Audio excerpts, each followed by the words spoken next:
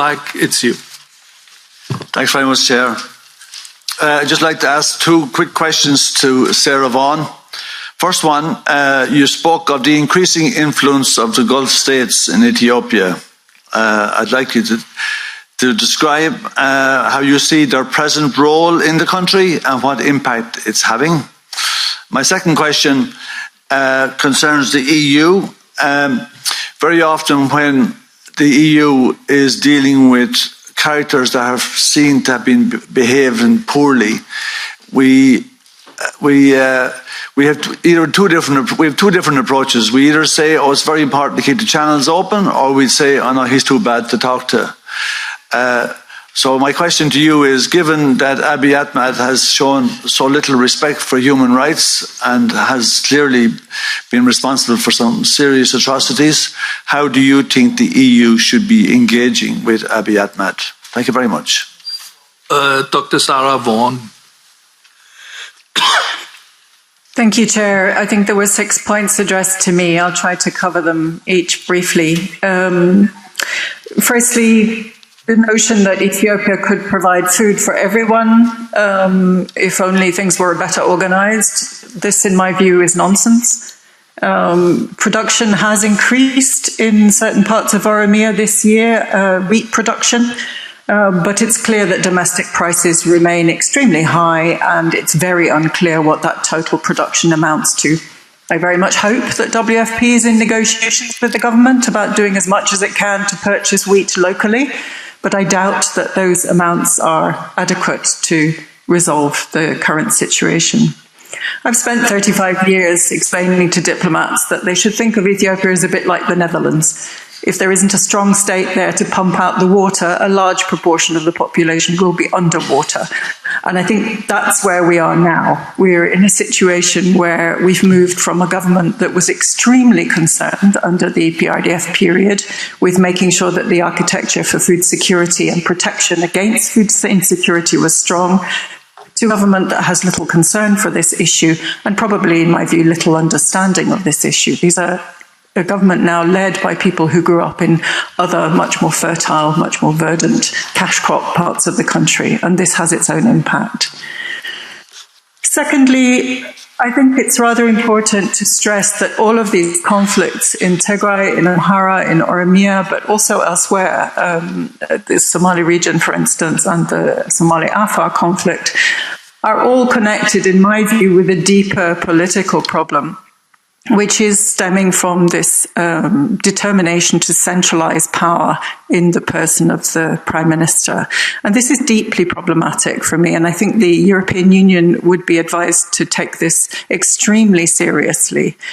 This process means that a number of the initiatives, like a national political dialogue, for instance, or a process of transitional justice, are not really worth much more than the paper they're written on. And much as one would need to continue to engage with these processes, one shouldn't hold out much hope that they will resolve the current situation. What we see is an increasing centralization of power and increasing exclusion and marginalization of those who don't cooperate. And that marginalization is increasingly resorting to violence. I think that perhaps tells its own story in terms of what sort of engagement I would like to see with the current Prime Minister. I think it should be very cautious. I think it should be rather hands-off. And I think it should be very realistic and clear-sighted about what the opportunities really are for political transformation under current circumstances. Thirdly, on Western this is indeed an extremely difficult problem, and it is a problem of the making of 2018-2019 transition, which exacerbated tensions between Amhara and Tigray politicians. Again, I think left to their own devices, they could probably find a way to negotiate their way out of this situation. But it's clear that IDPs cannot return to Western Tigray until the security situation is adequate to protect them, and that's not the case at the moment. The prospect of a referendum or of some kind of formalized legalistic process is irrelevant insofar as the security situation doesn't change. A fourth point relates to the role of the Gulf states.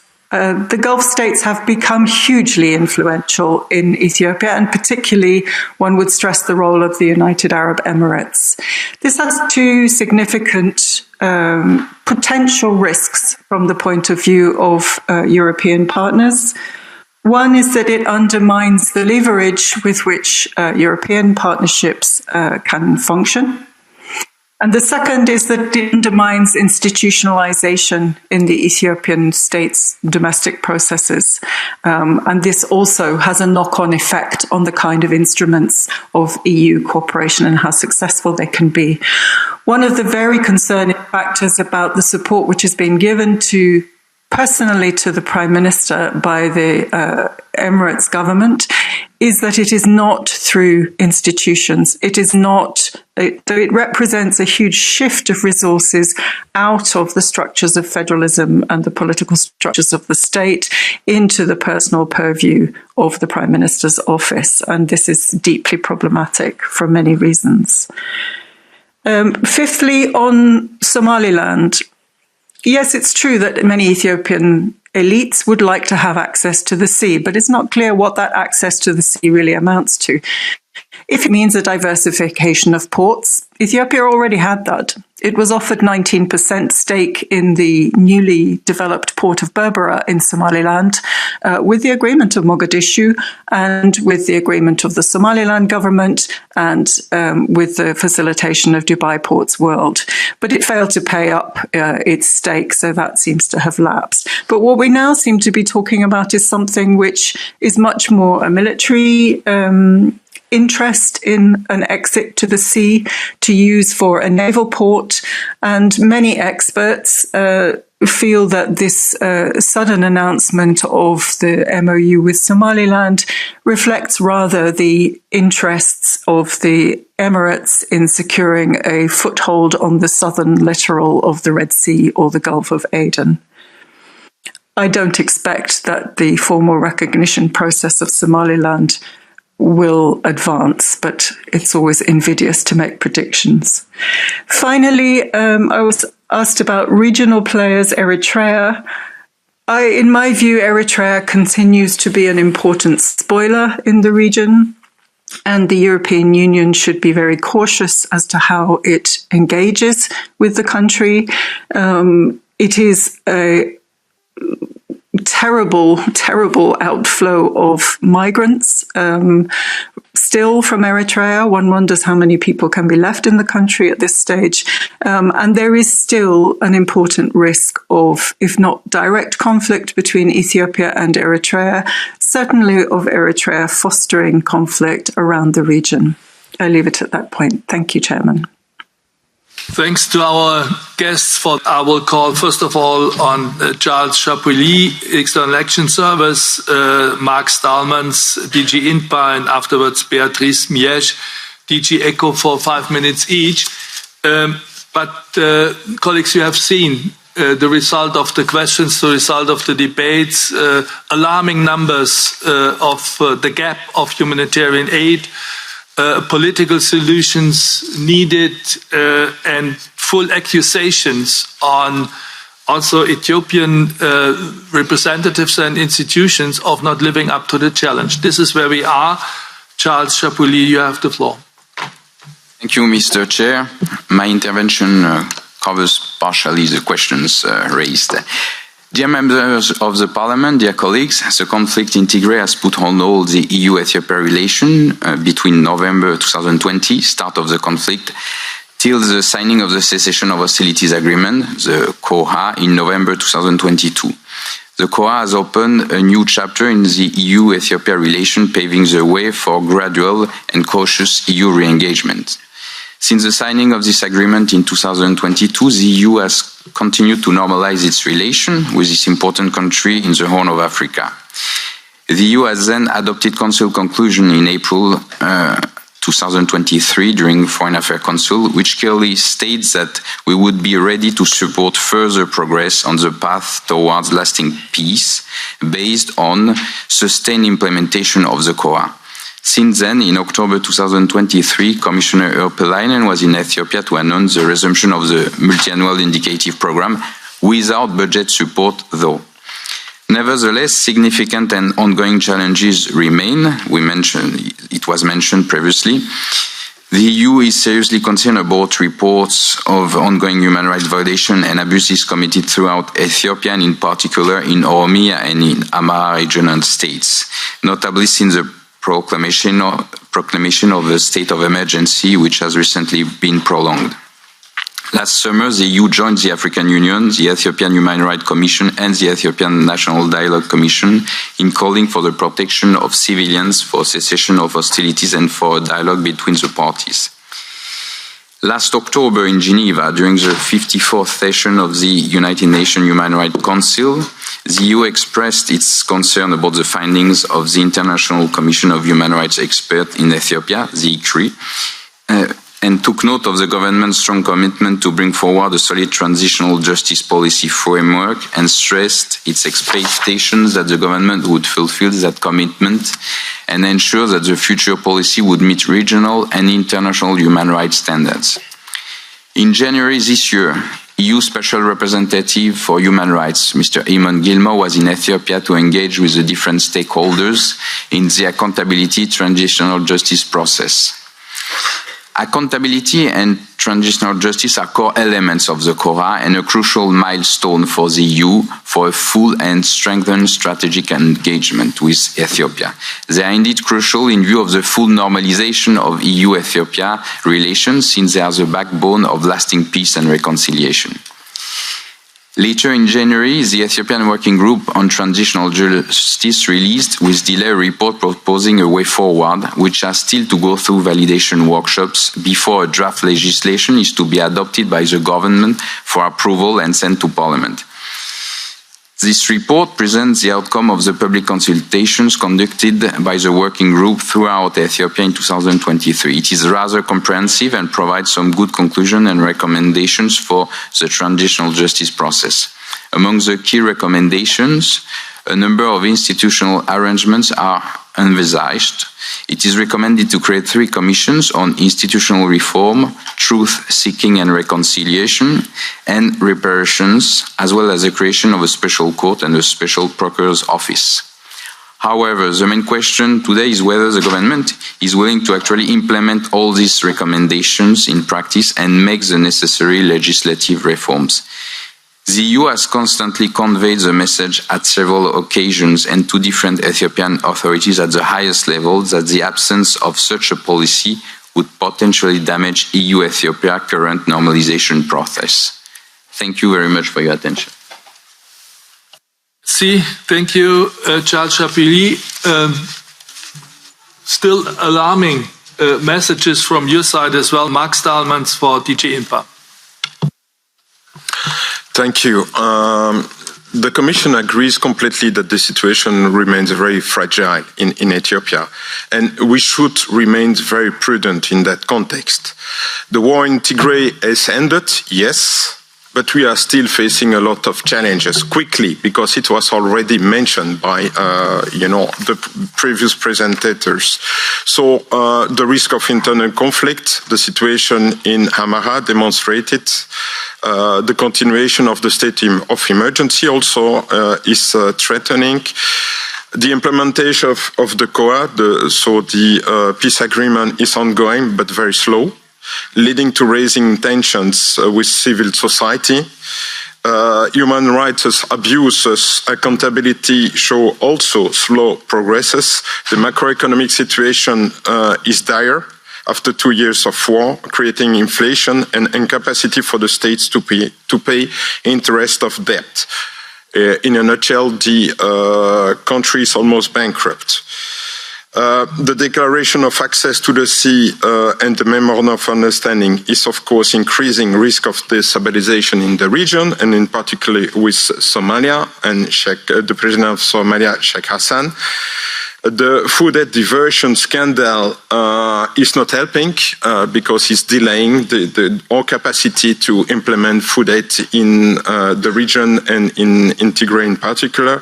And the humanitarian situation is very dire, like my colleagues from ECHO will certainly say. So in consequences of all those difficulties, I think that the Commission and INPA are in particular try to adapt its instruments. So those two last year during the war, we were continuing implementing project and program, but dedicated directly to population. And we suspended the MIP and the budget support, so for more than 2 years, with clearly 3 asks to the government of Ethiopia: ceasefire, humanitarian access, and accountability on human rights. With the COA and the end of the war in Tigray, I think that basically the 2 first asks, ceasefire and humanitarian access, are met, not completely, but met. And the third one, with regard to accountability, is still in the process, but not completely. So, as it was mentioned, we took the decision, the EU took the decision to resume progressively our partnership after the signature of the COA. So the first step of this progressive resuming of our partnership was the signature of the MIP in October by my commissioner during a mission in Ethiopia. The second step, we took it also at the end of last year, was to allow EIB and a financial instrument, not budget support yet, to finance back investment in the country.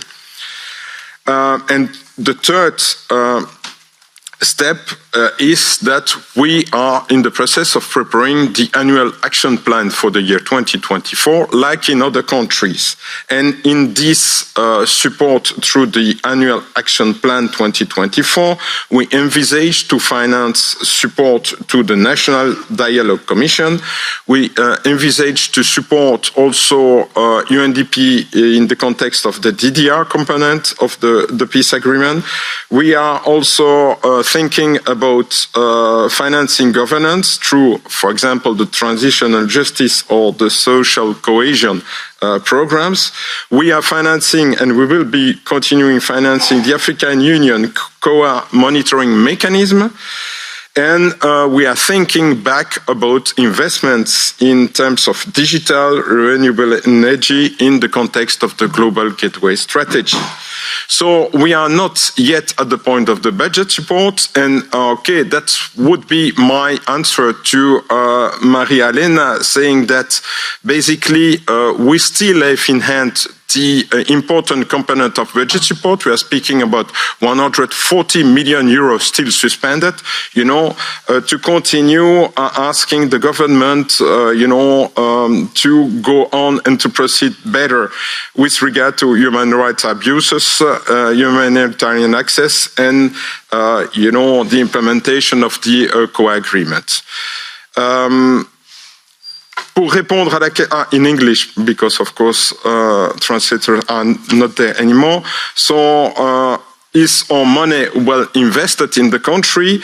Like I'm trying to say, I think that we have 2 kinds of answers. And the first answer, of course, is that we try to keep leverage to push for our agenda with regard to the government.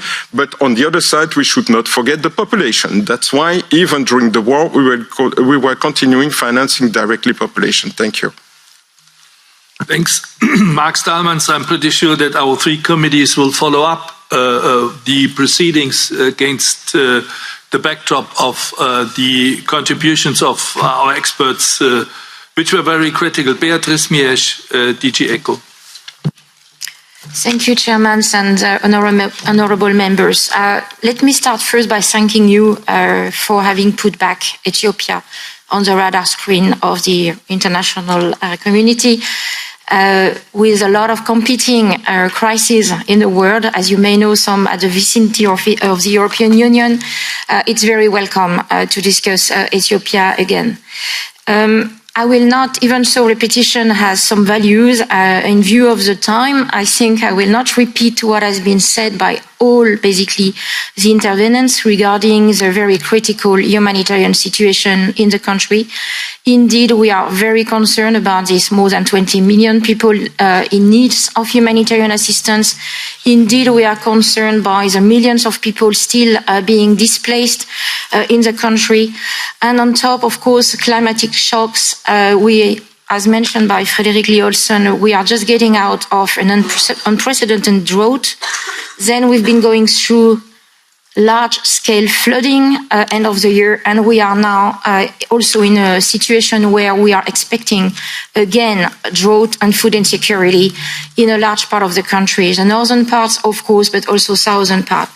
To respond to one of the Parliament members, indeed, for the Commission, it is very important to look at Ethiopia as a whole. We are not only focusing every time there is something new. We are really trying to look at Ethiopia in an holistic manner. We are, of course, we share all the views that even so the cessation of hostility has been signed, the Tigray crisis is not over. That's very clear. Even so, and indeed, thanks to INPA, yes, access has been granted to Tigray, but basically the needs, and in particular in rural areas, are very significant, and we don't see a lot of humanitarian partners being present in all this area. At the same time, we have this new crisis with Amara, the Amara, of course, war, the Oromia, and not to mention, of course, as it was mentioned by Saravon, the Somali region, which is never 100% quiet, and Benishangul Gumuz, and you name it. For this new crisis, and in particular for Amara, access is not granted fully to humanitarian actors, which is, of course, one of the issues. We are lacking, I would say, accurate need assessment. And so we may have some figures, we are aware of some of the figures, but I don't think we have the full picture of all the needs in Ethiopia due to this lack of access in some regions. So let me focus a little bit on what would be the asks in terms of humanitarian aid. First, the main concern in Ethiopia will still remain the IDP, the internally displaced people, with a large number, not all of them being able to go back to their place of origin. Saravon was mentioning in particular the ones still hosted in schools in Tigray because not able to go back to Western Tigray. This is a very big concern because all these people don't have access to basic services. Most of them are sometimes dependent on humanitarian assistance. In view of the low level of humanitarian assistance compared to the needs, this is not sustainable. It has been also mentioned the trauma caused by all the GBV problems in Ethiopia really needs to get a full attention for specialized services to be provided to the victims, who are indeed very numerous. I was also myself in Ethiopia. In October, I met a lot of victims of survivors of GBV, and I mean the stories are really not nice, and we really need to put a lot of focus on these people. We need also to have, it was mentioned by Frederick Lee Olsen, durable solution also for the refugees. Indeed, it's a large, it's 1 million people, it's quite a lot. So there is a need to find more sustainable and durable solution for this population who have been there for a long time, except of course the newly arrived for Sudan. We need to have a better civil-military coordination because all this conflict needs to have a very good dialogue and communication channel between the humanitarian actors and the armed forces in place, being, of course, the official army, but also all the groups and the militia. We were, of course, very concerned by the aid diversion, which has put on hold food assistance for quite a while. Just for you to know that for the Commission, aid in kind is not the solution. We are normally looking at cash assistance because we find it also a bit more dignified. And Last point on violation of international humanitarian law. This is widely spread also in Ethiopia. We really need to have this violation investigated and perpetrators brought to justice. We need to protect the civilians and the humanitarian workers. Thank you.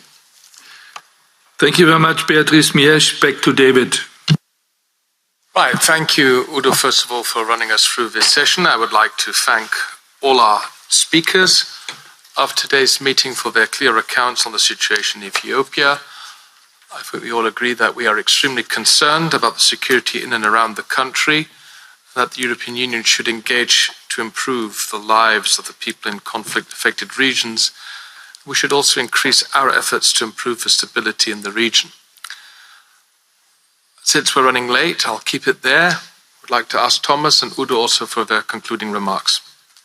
Well, thank you, and thank you to our speakers and also our colleagues on your intervention. I think once again, from the DEV perspective, it is clear that we need to strengthen food security in our humanitarian assistance.